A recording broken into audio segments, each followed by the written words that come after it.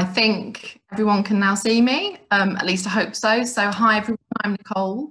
I'm one of the specialist solicitors. Josh is giving me thumbs up in the background. I'm not sure if you can all see that. I'm Nicole. I'm one of the specialist solicitors from SEN Legal. And I am today going to be talking to you about education otherwise than at school. I've been furiously trying to respond to as many questions as I could during the day. And there are some in there about education otherwise. I haven't answered them because I'm hoping that some of what you're asking will be covered during the presentation.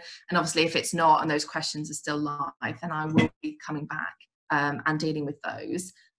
Little bit of boilerplate. I know that Hayley told everybody that we are working from home, as you can probably tell from my background.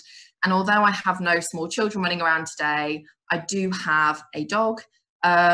She is a hound. She does like to howl. I've tried to bribe her to keep her quiet with treats. But if you do think that you've accidentally segued off into a playing of the Hand of the Baskervilles, I really apologise. I've done my best. So let's get going. I'm going to share my screen, which I hope will go seamlessly. Screen shared, I think. Yep, that's perfect. Perfect. Thanks. Sorry, Josh, you've disappeared. I can't see you anymore. So yeah, let's get going. So as I said, today I'm going to be talking about education otherwise than at school, which is really, in terms of legislation, it does exactly what it says on the tin. It's all about educating children outside of the more traditional education setting. So the legal framework for education otherwise than at schools can now be found in section 61 of the Children and Families Act, and it's headed special educational provision otherwise than in schools, post-16 institutions, etc. Hugely catchy. So that's not what I'm going to be calling it today. I'm going to be referring to it as education otherwise, and sometimes education otherwise than at school, but it all means exactly the same thing. Just that you're aware that I'm not splitting in between different pieces of legislation or anything. So a bit of background to education otherwise than at schools, where it came from, and how it works in the modern day and under the Children and Families Act. So it was previously contained in the Education Act. It did also relate to statements of special educational needs. We haven't got much time today, so I'm not going to labour that point, and I'm going to focus on the Children and Families Act in section 61. Although if there are any parents from Wales here, although the law is slightly different, it does still apply under the Education Act in Wales, so that's worth bearing in mind. And you can obviously ask any specific questions about that if you need to. So the first question that we're asked by parents who contact us in almost all cases is this a sign of the times? Is this because of the failures in making provision for children, schools not being right, provision not being in place at the right time? And I think a certain amount, the answer to that is yes. But then, as stated, this was also available under the Education Act of 1996. So it's really not a new phenomenon. It's certainly not new to the Children and Families Act. And this has been something that's been available for a long time.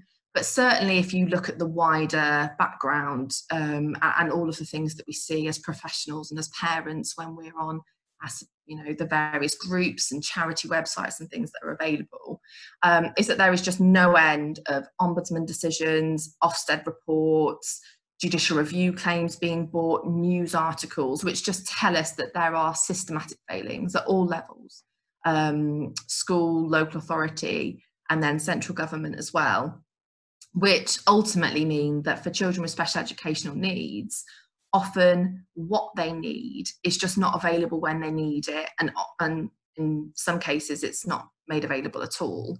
And that sadly for a number of children can mean that they find themselves in a position where they simply can't attend school. It's just not something that they are able to do.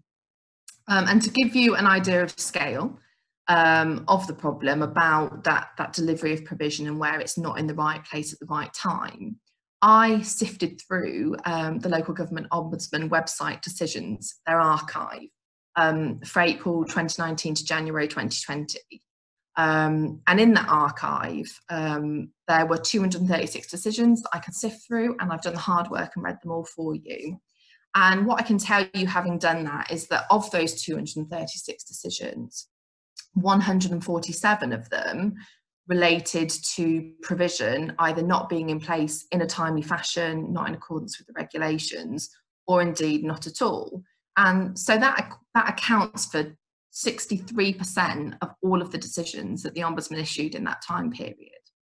And that figure, in all likelihood, is actually artificially low, because if you look at the decisions that didn't concern that, a good proportion of them actually related to cases which the Ombudsman couldn't consider because the parents had a right of appeal to the SEND tribunal and either had used it and they were waiting for the outcome of the tribunal, or hadn't used it and the Ombudsman would have expected that they would have used it.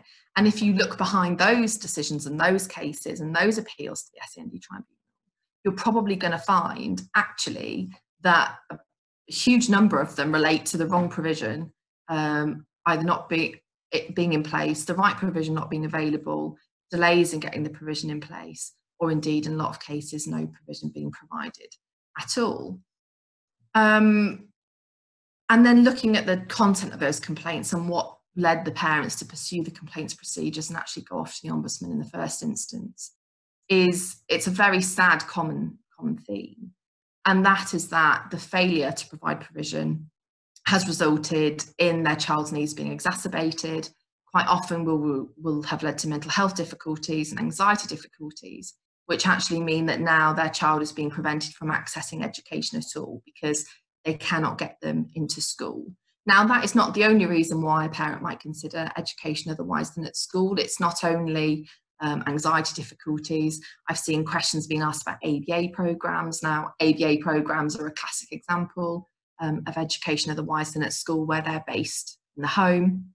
And there are various programmes available, sort of e-learning programmes or mixes of provision.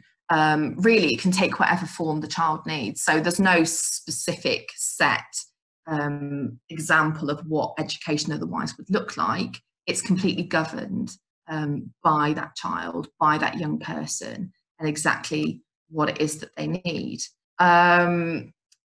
We don't deal with education otherwise than at school as frequently as we would expect, because what the figures tell us is that actually there are a huge number of children out of education at any one time. Some of them are being categorised as being electively educated. A very recent, it was at the beginning of May, the government released figures which had snapshot data of a day in January, which dealt with how many young people were being electively educated at that time, or how many young people weren't in education at that time. And the numbers were vast. So it was about 3,000 children were being electively educated, which I would suggest, and sorry to clarify, these are children with EHC plans. So they're not children on the whole, it's solely children with EHC plans. So a 3,000 being electively home educated, and I would really question how elective that home education is. I suspect that a lot of parents were in a situation where they felt they just didn't have a choice but to bring their child home and to educate them there because the needs weren't being met in a school. And then when we looked further at the data, some quite worrying figures came out, which were that from last year to this year, 8,000 children had disappeared. And when I say disappeared, I mean that they had EHC plans that were still in force, but they weren't in education, they weren't in training, and they weren't in employment or any of the different supported arrangements that can be made for young people. And they just disappeared. I mean, where these young people have gone, I suspect they're at home, being not electively educated at all, and not having their needs met, which is really, really damning reflection actually of the current situation. And how things are looking for these young people. So the scale is vast. It's a big problem, and for that reason, education otherwise, I think, is something that's going to become more and more prevalent in our tribunal system, and in our legal system on the whole. Now, that might prove very difficult because a lot of parents have really good reasons for wanting education otherwise, very child-centred. They're your children, you know what's best for them, school at the moment is just not an option. So you speak to your local authority about education otherwise. And actually, I was really pleased to see in the questions so many parents saying we have education otherwise, that's agreed, because a lot of local authorities have a complete aversion to it. And lots of parents come to us saying, you know, we don't even want to pursue it because we know our local authority just will not agree it. It does have a statutory basis. It is something that's available to you if it's appropriate for the child. But what we find is blanket policies where local authorities say we're not agreeing at all to education, otherwise we're not even going to consider it. And that can be very off-putting for parents. Obviously, if you feel David and Goliath scenario, the local authority aren't going to agree to it, so what's the point in trying? Just to reassure you that it is possible, it is something that your child is entitled to if it's required, and it can be awarded in the SEND tribunal. So please don't be dissuaded. You know, don't be put off by what the local authority might tell you. And then sort of following on, what about COVID-19? I'm not going to cover it because Hayley has very eloquently covered most of the COVID-19 stuff in her talk earlier on today. But I think it can't be overlooked in the context of education otherwise, because what we have is a perfect storm where children probably weren't getting the right stuff at the right time anyway. They probably weren't getting what they needed to be able to meet their educational needs. And then COVID happened and schools closed and local authorities weren't making provision even when they should have been making provision. They're now trying to use the best endeavours, legislation as a way to wriggle yet further out of making provision. So what you have is a whole host of children whose needs probably weren't being met anyway, who probably weren't very happy to go to school. You know, you might have had to hand them over in the morning to a teacher, try and, you know, pry their fingers out of yours, and that's by no means the only time we would have heard that. I mean, so many parents contact us to say that that's exactly the situation they have found themselves in. And these children have now found themselves at home in their safe place. And although they're not getting support at home quite often, outside of what you as parents are making for them, if they've been truly miserable at school, if they're being bullied, if they're aware of their difficulties in relation to their peers, and sitting in a classroom is a constant reminder of that, then actually I suspect there are going to be a lot of children, once the schools do reopen, who, having been in that safe place for such an extended period of time, are really going to struggle to reintegrate back into a traditional education setting. And it might be that for those children, education otherwise than at schools becomes the only realistic option in terms of getting them back into education at all. So I'm going to move on to the nitty gritty, if you like, of section 61. And I've copied and pasted it for you here. So I'm not going to read the whole thing for you because the slides are going to be sent out afterwards so you can refer to them. But what I have done is, or I had done, I do apologise. Well, I'll embolden, the key words should have been emboldened on the slides and they're not. But what I'll do is I'll make sure that the correct version with the bold is given to you when the slides are circulated. So I'll just talk you through it instead. So section 61 is the legislative basis for education otherwise than in educational settings. And what it tells us is that the local authority have the power, so it's a power, not an overriding duty, to make provision, to make special educational provision for children otherwise than in traditional education settings, so schools, colleges, academies, etc. But in order to reach that decision, what they have to do is decide whether it's necessary for that child to be educated otherwise than in an education setting. And when deciding whether it's necessary for the child to be educated outside of a traditional education setting, that has to be cast in terms of whether it's inappropriate for the provision to be made within a school or in a college. So really what we're looking at is that your child attending a school, it's so inappropriate for them that it's necessary for education otherwise than at school to be made. So those are the two buzzwords. The key words are inappropriate and necessary. And as we lawyers love to do, we've had a good chew over what those words should mean and what it should look like. But the law only goes so far as the individual cases that have been heard. So I'm going to go on to talk about how the courts have interpreted inappropriate and how they've interpreted necessary in the context of education otherwise than at schools. But it's not an exhaustive list. So if your particular circumstances don't fit the exact circumstances that are on the examples that I'm going to give you, that doesn't mean that you couldn't satisfy, based on your individual needs, based on your child's needs, that actually education otherwise than at school is the right thing for your child, and that it would be inappropriate for them to be educated within a more traditional education setting.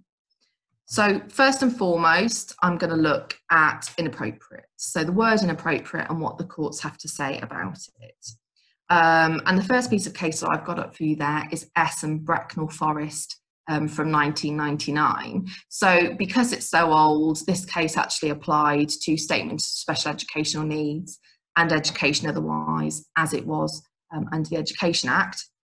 But it's still as applicable today as it was then. It applies equally to EHC plans. And this case actually concerned ABA provision. So it related to a nursery age child, so a very young child, who had a statement of special educational needs. And under that statement of special educational needs was in receipt of a full-time home-based ABA programme. Now, the local authority, in their wisdom, thereafter issued an updated statement of special educational needs, which rather than providing for a home-based ABA programme, actually named a setting that the child should be attending instead, a maintained specialist school with an attached resource base. The parents wanted the home-based ABA programme to continue. That was what they felt was appropriate for their child, that it would be inappropriate for their child to attend a mainstream setting. So they appealed off to the SEND tribunal. And unfortunately, they weren't successful. The tribunal determined actually that it was perfectly appropriate for the child to attend the mainstream school. And the parents appealed it, quite rightly. They appealed off to the High Court. And although they did fail in the High Court, what the judge did do is provided us with a good idea of how inappropriateness can be established. And that's the quotation that I've put for you there. And so what BJ had to say is that you can't decide whether a provision is inappropriate until you've decided what that provision should be. So that really hammers home the importance of good evidence and being very clear about exactly what your child's needs are and what provision they require to meet those needs. Because only once you've done that can you start to fashion your argument that it would be inappropriate for that provision to be provided for your child in a particular education setting. The next piece of case law that I'm going to cover is M in Hertfordshire, and that was a really, really useful piece of case law, a lot more up to date. So that was from 2019. And what M in Hertfordshire decided was that a child's anxiety, and that was anxiety alone, actually may make it inappropriate for provision to be made at a school. So that would apply to loads and loads of children and young people who, for anxiety-based reasons, simply you can't get them into school.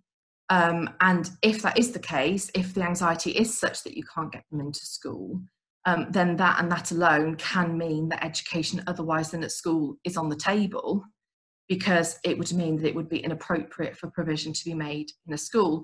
And that makes complete sense, because if you can't get your child into school in the first place, they can't possibly learn there. Or if you can get them in, but in getting them in, they become so dysregulated and so upset that they can't possibly have the brain capacity while they're dealing with everything else, all their other emotions, to be able to sit down and learn, then of course it would be inappropriate for that to happen, because they're there in body only. They're not really getting anything out of their provision at all. Next piece of case law, TM and Hounslow.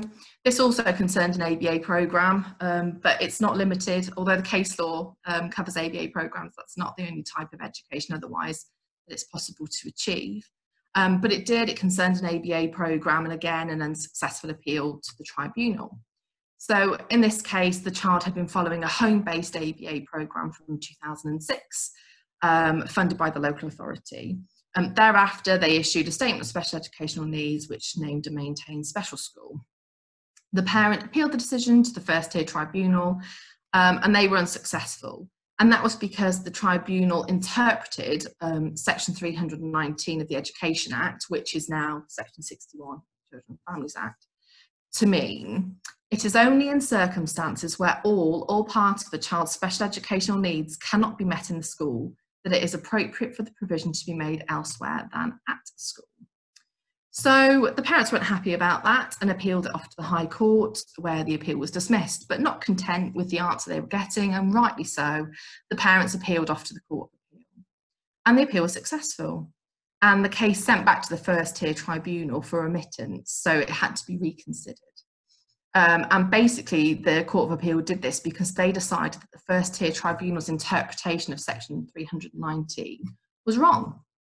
And again, I've listed the full quote for you there, so you'll get that on the slides at the end. But what the Court of Appeal basically decided, to sort of break down that long paragraph, is that to answer the question whether or not it would be inappropriate for provision to be made in a school or a more traditional education setting, that it is not enough to simply look at whether the school can meet the needs. So it's not sufficient to just say the bare minimum you're going to get, the school can just about fudge it.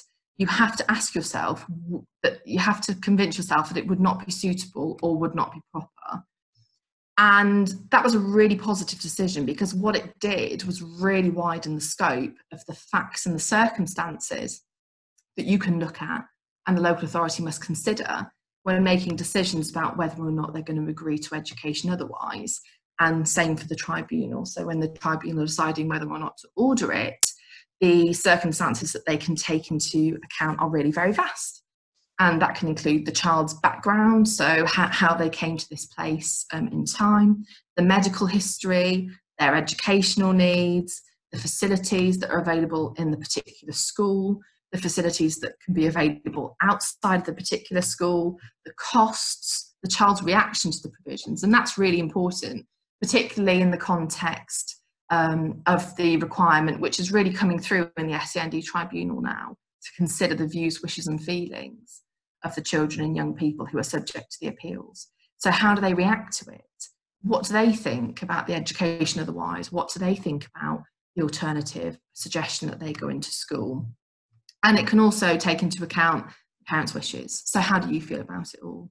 And any other particular circumstances which may apply. So the world is your oyster, and it really does completely depend on your child and their needs.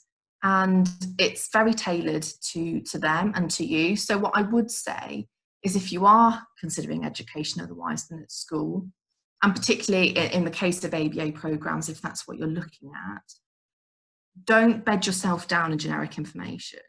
There's loads and loads of expert resources out there about education otherwise, about ABA type programmes, loads of journals about their effectiveness. And although that can, in some circumstances that can be helpful, but the tribunal don't need to see 17 journals all about ABA and how effective it can be and how it might work. What the tribunal need to see is information specific to your child, to their needs and how it works for them. It's completely situation dependent. So I can't overstate the importance of specific evidence and how it relates to your child and to their needs. So that's the main case law, if you like, about inappropriate, and what you want to be thinking about arguing if you're trying to make the argument that it would be inappropriate for your child to attend a more traditional education setting. So I'm now going to move on to necessary, and I'm not going to labour loads of time on this, because I know that James also touched on the use of necessary, and Charlotte doesn't need another shout out. I'm going to give her one anyway. There's her piece of case law down at the bottom there, that is the most recent authority on the use of the word necessary. I'm just going to slant it slightly in terms of education otherwise than at school. So is it necessary for education otherwise to be made for a child or young person? Well, Buckinghamshire tells us that necessary falls somewhere between really useful and essential. So apply that to your child. Why would it be essential for them to be educated otherwise than at a school? And in building that argument, you're not only looking at the benefits of the education otherwise, but also the negative factors in respect of the alternative educational provision that has actually been put forward. Same then for Hertfordshire County Council. What is necessary is a matter to be deduced rather than defined. Its determination will vary according to the circumstances of the particular case. And that leads back to what I was just saying about the importance of specific evidence relating to your child. Because what is necessary for one person, for one child, is not going to be exactly the same for another. Every child is different, their needs vary, and what they need in order to meet those needs similarly will also vary. So evidence, evidence, evidence, you can't have enough of it. I really do need to hammer that home. And then finally, we've got Nottinghamshire County Council and SF&GD, hot off the presses, which basically looked at all of the previous necessary case law and decided that it should continue to apply. What the local authority were trying to do in that case was to add more definition to necessary than the previous case law had. They wanted to set more specific parameters, and what the court said is no, that it's not a concept which should be overdefined, because what is necessary will be so heavily situation and fact dependent.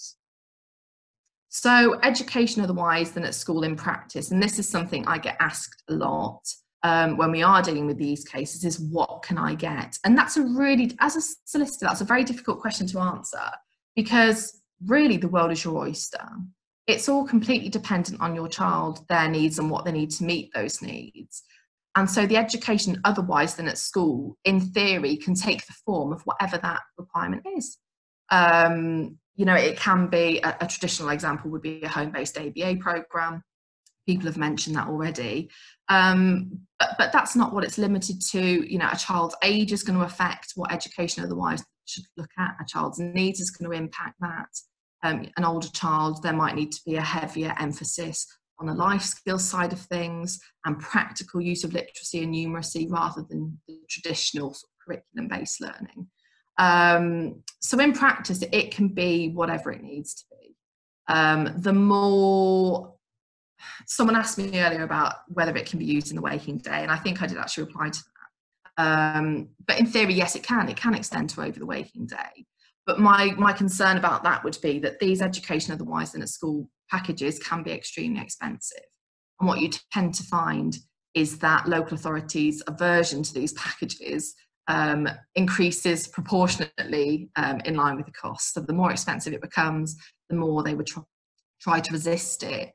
And depending on how expensive the package became, you might find it turns out cheaper for the local authority to actually elect to name a setting which is actually very specialist. You know, some of the schools that people would fight tooth and nail for, because it works out cheaper for them. And you might find actually in that scenario you would have a difficult argument to satisfy why that really specialist setting wouldn't be appropriate.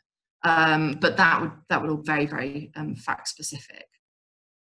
And then, but what about Section I? And again, this is a question that I saw come into the questions just before my talk. So what happens with Section I when you've got education otherwise than at school? And I'm going to have to skip over because of the the dog disruption. But basically, how it used to work was that they said Section I had to have something in it. It couldn't be blank. You had to name a setting. And what the law decided is that you should name an aspirational placement in Section I, which was really very bizarre. So everyone had decided education in a school wouldn't work. But we're going to name in Section I the school that the child we hope will be able to attend in the future. And that didn't make much sense to anybody. So thankfully along came Derbyshire County Council and EM and DM. And what they decided was that that was a really absurd thing to have to do. and that actually what should happen is that the detail of the education package should be contained in section F of the EHC plan, and that therefore section I could be left completely blank. So you don't actually name the education otherwise package in section I, it all goes into section F as provision. And then the final thing I really want to talk about, just as parents, it's really important for you, and I touched on the numbers of children who are actually being electively home educated. And that is the potential pitfall. If you do find yourself in a situation, you've got your EHC plan, you've probably fought tooth and nail for it, but your child isn't attending school, you're having problems with the local authority or the school coming after you for failure to attend, for low attendance, you're worried about enforcement proceedings, and so you take the decision to electively home educate. And if you take that decision, you need to be very, very aware of section 42, subsection 5 of the Children and Families Act, because what that section says is that where a parent has made suitable alternative arrangements for the education of their children, that the local authority are no longer under the duty to make the provision contained in section F. So what parents can find through no fault of their own is that they electively, although really they've had no choice, but they electively choose to home educate their children, to be then delivered the final blow from the local authority that they are now absolved of having to make any of the provision contained in section F of the EHC plan. And so that brings us to lunch, to the end of my PowerPoint presentation, to lunch.